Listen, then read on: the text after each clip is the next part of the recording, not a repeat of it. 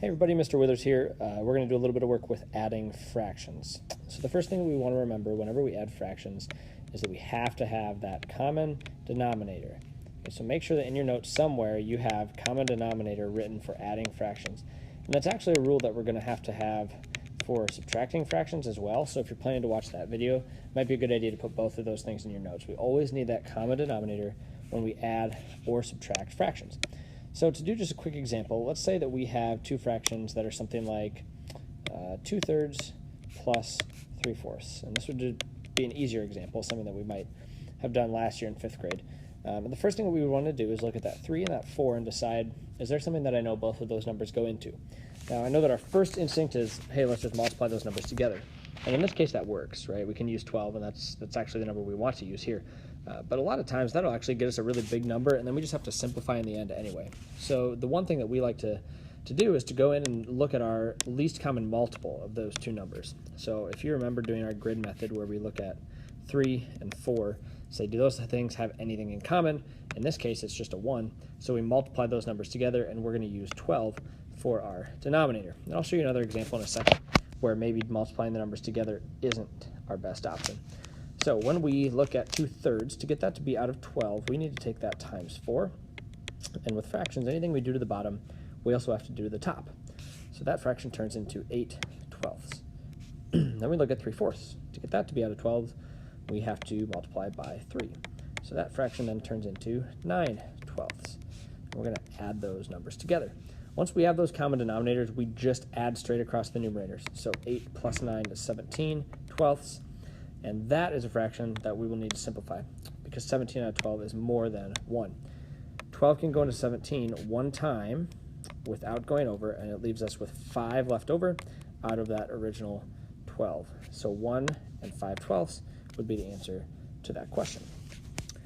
Now, let's pretend that we have fractions where our best bet is not going to be multiplying them together to use a common denominator. And in fact, let's go ahead and put some mixed numbers in for this example. So let's say that we had 2 and 1/5 plus 3, and let's go with 1/15. Okay, in this case, if we multiply 5 and 15 times each other, we would be all the way up at 75. And that's not a denominator that I'm super excited about using because I know I'm going to have to simplify in the end anyway. So in this case, I could look at it and know, hey, I know that 5 times 3 is 15. Then I only have to change one of my denominators, and that's okay. I don't have to change them both as long as they're the same. Anything I do to the bottom, I have to do to the top. So my problem now looks like 2 and 3/15 plus 3 and 1/15. Okay, in this case, I would add my whole numbers, and then I would add my fractions, and that is going to give me 5 and 4/15. This is not anything that I need to simplify, so I am done. Let's try one more example. Let's say that the fractions I started with in this one were 7 and 5/6 plus 6 and 8/9. Now, this is probably a little bit trickier, and this is more like what we might see on our assignment. The first thing I want to do is look at my fractions and decide what do I want to use for a common denominator. So 6 and 9, I'm going to go ahead and find my least common multiple. So I know that the number 3 goes into both 6 and 9. It goes into 6 twice and 9 3 times. The only number that 2 and 3 share is 1. That 1 tells me that I'm finished finding my least common multiple. Multiply these together. 3 times 2 is 6 times 3 is 18. So I'm going to use 18 for my common denominator. Now, just like I said last time, I'm not going to multiply these together because I don't want to use 54. I'm going to use 18 because that least common multiple is going to allow me less simplifying at the end.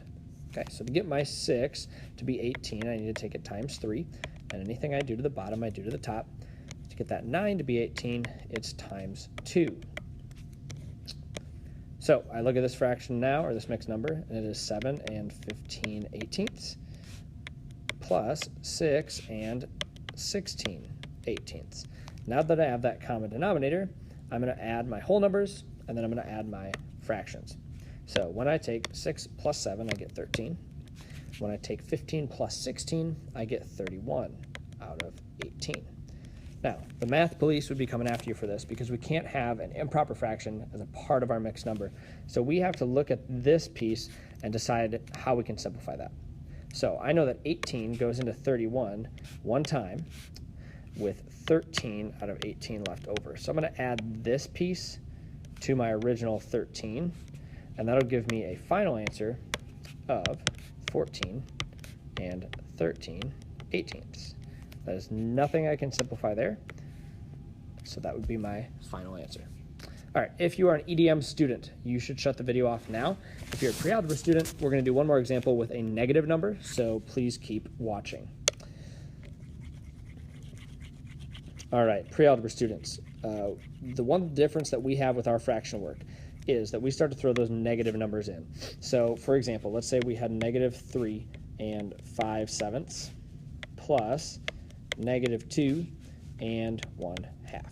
Okay, now we need to remember our rules from the integers.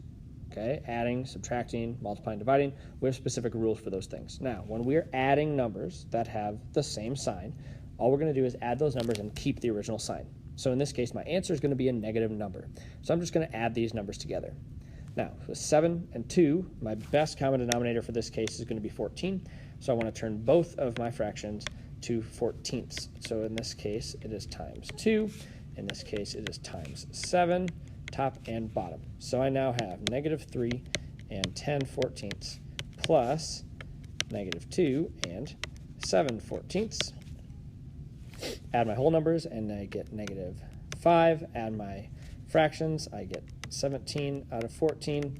Remember, we do need to simplify that. I know that 14 goes into 17 one time with 3 left over. So this is now going to turn into -6 and 3/14.